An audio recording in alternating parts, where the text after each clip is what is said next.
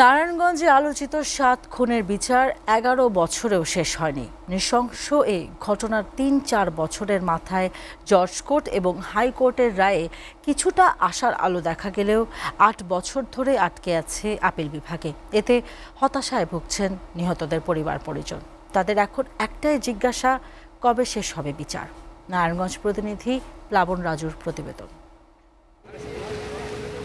২০১৪ সালের ২৭ April Dhaka Narayanganj link রোডে অপহরণ করা হয় নারায়ণগঞ্জ সিটি কর্পোরেশনের তৎকালীন প্যানেল মেয়র নজরুল ইসলাম, আইনজীবী চন্দন সরকার, তার ড্রাইভার ইব্রাহিম, মনিরুজ্জামান স্বপন, তাজুল ইসলাম, সিরাজুল ইসলাম লিটন এবং মনিরুজ্জামান স্বপনের ড্রাইভার জাহাঙ্গীর আলমকে। ৩০ এপ্রিল বন্দরে শীতলক্ষ্যা নদীর তীর থেকে ভেসে ওঠে তাদের পেট কাটা ইট বাঁধা মরদেহ।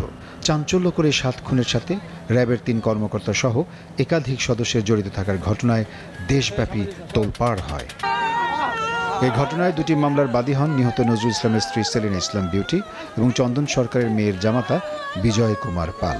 ২০১৭ সালের ১৬ জানুয়ারি নারায়ণগঞ্জ জেলা ও দায়রা জজ আদালত সাবেক কাউন্সিলর নূর হোসেন, র্যাব ১১-র তৎকালীন অধিনায়ক তারিক সাঈদ, অপর ২ কর্মকর্তা major Arif, lieutenant commander Rana সহ ২৬ জনের মৃত্যুদণ্ডাদেশ দেন।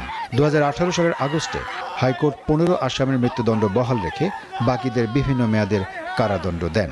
এই রায়ের পর আসামিরা আপিল করলেও তা এখনও নিষ্পত্তি হয়নি।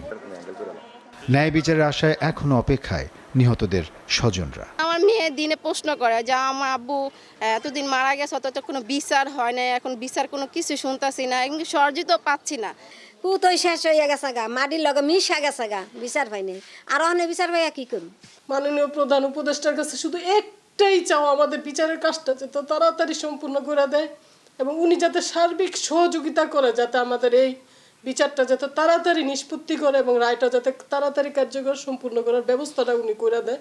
মামলার লিভ টু আপিল নিয়ে শেখ হাসিনা সরকারের সমালোচনা করলেন বাদীপক্ষের আইনজীবী সাখাওয়াত হোসেন খান। তৎকালীন ফ্যাসিস্ট শেখ হাসিনা সরকার ওই আসামিদের দিয়ে আপনার আপিলেট ডিভিশনে রিভিশন দাখিল করে এবং রিভিশন করার পরে আপনার সেই ১৭ সন থেকে আজকে পর্যন্ত সেই রিভিশনটা এখন পর্যন্ত শুনানির অপেক্ষায় আছে।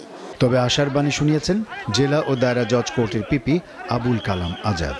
তিনি জানিয়েছেন এই মামলায় সরকার খুবই আন্তরিক এবং দ্রুত নিষ্পত্তির জন্য কাজ করে যাচ্ছে। এই মামলা যারা আসামিপক্ষ তারা কখনোই কোনো রকম অ্যাডভান্টেজ নিতে পারবে না, বরং যারা এইখানে ন্যায় বিচার পেয়েছে, যারা বাদীপক্ষ ছিল এবং সুপ্রিম কোর্টে এপিলেট ডিভিশনে যেটা আছে লিভ টু আপিল, সেখানেও অবশ্যই আসামিরা চূড়ান্ত তাদের শাস্তি বহাল থাকবে। ৭ খুন কলঙ্ক লেপে দিয়েছে নারায়ণগঞ্জকে, তাই সাধারণ মানুষও চান দ্রুত বিচার নিষ্পত্তি ও দোষীদের সাজা কার্যকর হোক। এসিটিভি নিউজ ডেস্ক।